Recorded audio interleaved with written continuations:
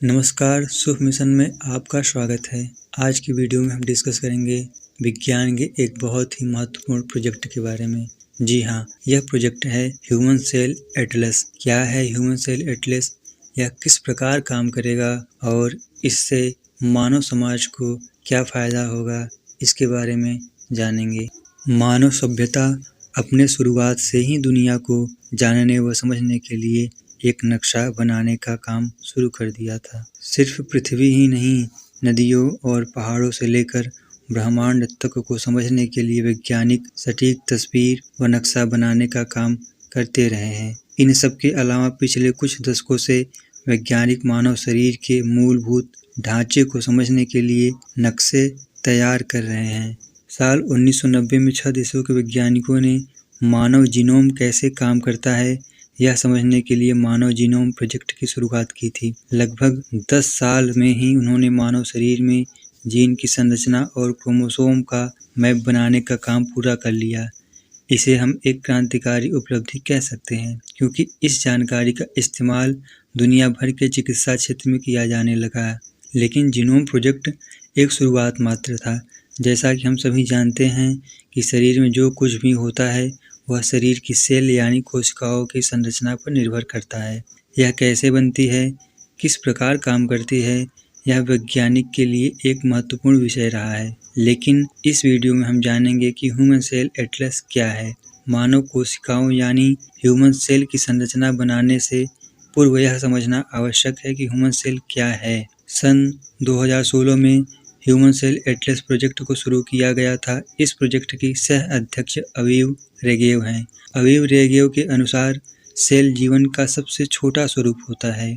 इसके भीतर हमारा जेनेटिक कोड होता है। सेल इसी डीएनए को सक्रिय करके मॉलिक्यूल बनाने में सहायता करती है। हर कोशिका या सेल में अलग अलग किस्म के जीन होते हैं। ये जीन सेल को सूचना देते हैं कि उन्हें क्या करना है। कोशिकाएं यानी सेल सही तरीके से काम करती है तो हम स्वस्थ रहते हैं। यदि सेल सही से काम न करें तो हम अस्वस्थ हो जाएंगे। यदि जीन्स इन कोशिकाओं को गलत निर्देश देने लग जाएं तो यह गलत तरीके से काम करने लगती हैं, जिससे हम बीमार हो जाते हैं। उदाहरण के तौर पर एक ऐसी सेल है जिससे सिस्टिक फाइब्रोसिस नामक बीमारी होती है। यह एक वंशानुगत बीमारी है जिससे फेफड़े और पाचन तंत्र में समस्या उत्पन्न हो जाती है।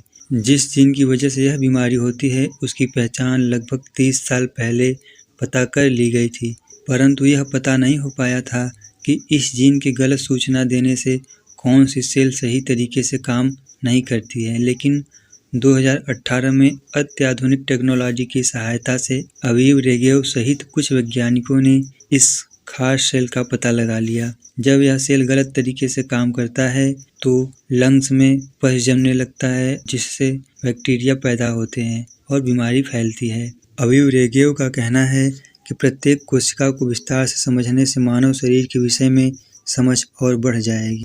अवीव रेगेव कहती हैं कि जांच के समय सेल को इकट्ठा करके जब परीक्षण किया गया तो परिणाम कुछ खास स्पष्ट नहीं था, क्योंकि शरीर में लाखों अरबों की संख्या में सेल पाए जाते हैं। इसे हम ऐसे समझ सकते हैं जैसे किसी के घर में कई तरह के फल होते हैं, जैसे आम, सेब, अनार या केले। परंतु सभी आम, सेब या अनार या फिर केले क्या एक जैसे होते हैं? या फिर सभी भिन्न भिन्न प्रकार के फल को एक साथ करके ब्लेंडर में डालकर पीस दे तो क्या होगा? कोई भी फल अलग से दिखाई नहीं देगा।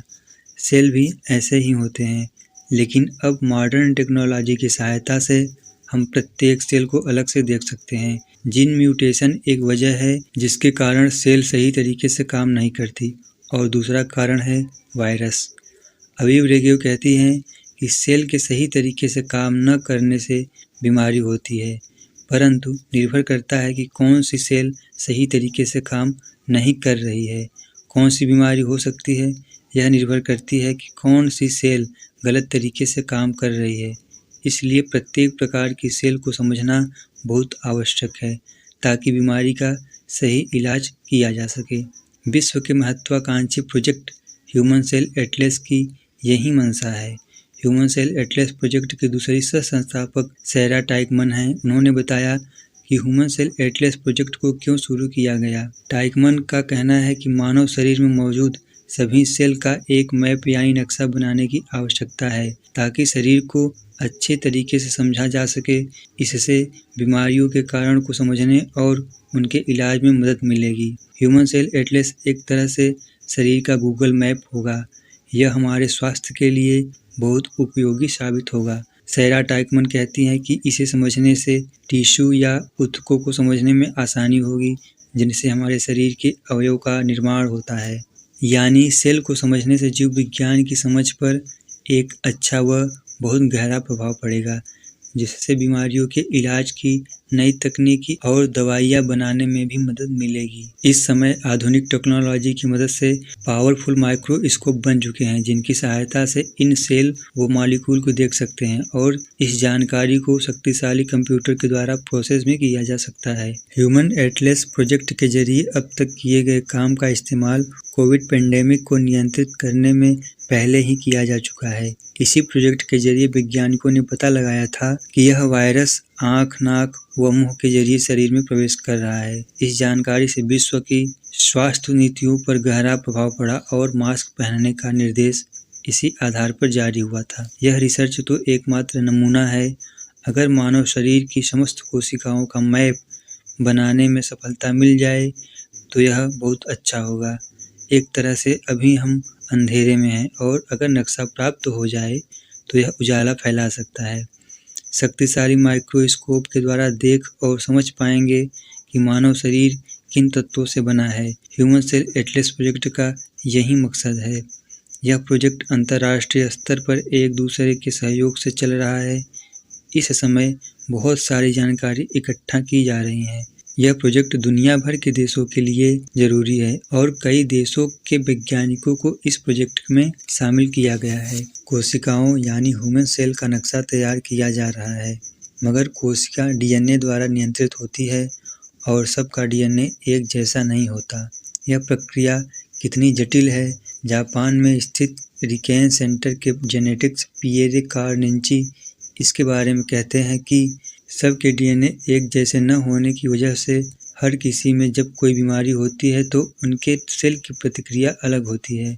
उदाहरण के तौर पर अलग अलग आबादियों में डायबिटीज की बीमारी का स्वरूप थोड़ा भिन्न होता है। इस पर खान पान के साथ पर्यावरण का भी असर पड़ता है। ऐसे में यदि एक छोटे समुदाय से जानकारी इकट्ठा की जाए तो बहुत परफेक्ट नहीं होगा। इसके लिए बड़े स्तर पर अध्ययन की आवश्यकता है। पिएरे कार्निंची का कहना है कि वो ऐसी दवा बनाना चाहते हैं जो पूरे विश्व की आबादी के लिए कारगर साबित हो, न कि विश्व की आबादी के एक छोटे तबके के लिए। इसलिए एक बड़ी आबादी से स्वस्थ और बीमार लोगों के सैंपल इकट्ठा करना चाहते हैं। इसके लिए दुनिया भर के वैज्ञानिकों और डॉक्टरों को इस प्रोजेक्ट के बारे में समझाना और सैंपल इकट्ठा करना, विश्लेषण में सहायता के लिए तैयार करना और उनके साथ समन्वय बनाए रखना बहुत चुनौतीपूर्ण मुद्दा था।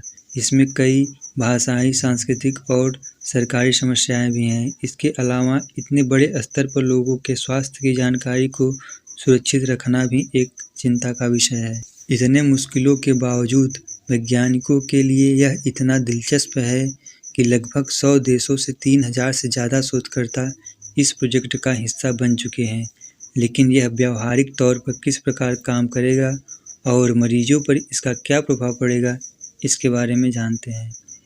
ह्यूमन सेल एटलस प्रोजेक्ट का मकसद मानव शरीर में मौजूद सभी कोशिकाओं का नक्शा बनाना है ताकि दुनिया के किसी भी कोने में डॉक्टरों को पता चल जाए कि एक स्वस्थ कोशिका कैसी दिखती है। शान रैंडल, जो स्टैनफोर्ड यूनिवर्सिटी में पैथोलॉजी और इम्यूनोलॉजी के प्रोफेसर हैं, वे ह्यूमन सेल एटलस के बारे में बताते हैं कि इस एटलस पर मानव शरीर के सभी अंग चित्रित होंगे। उसमें से किसी पर भी क्लिक करके उसके विषय में गहराई से जान सकते हैं। इसमें टिश्यू की तस्वीर दिखाई देगी और तस्वीर ऐसी होगी जिससे यह पता चलेगा कि वह स्वस्थ होने पर कैसी दिखती है और बीमार होने पर कैसी दिखाई देती है। शान रैंडल कहते हैं कि यह एटलस मानव शरीर का एक गूगल मैप होगा या एक प्रकार से विशाल डिक्शनरी भी कह सकते हैं, जिसमें सेल के बारे में जानकारी पाई जा सकती है। इसमें अलग अलग स्थानों के विभिन्न आयु के लोगों की कोशिकाओं के सैंपल और जानकारी शामिल की जाएगी। इसमें स्वस्थ और बीमार लोगों के सैंपल भी होंगे। इस जानकारी की मदद से डॉक्टर बहुत जल्द बीमारी का पता लगा पाएंगे।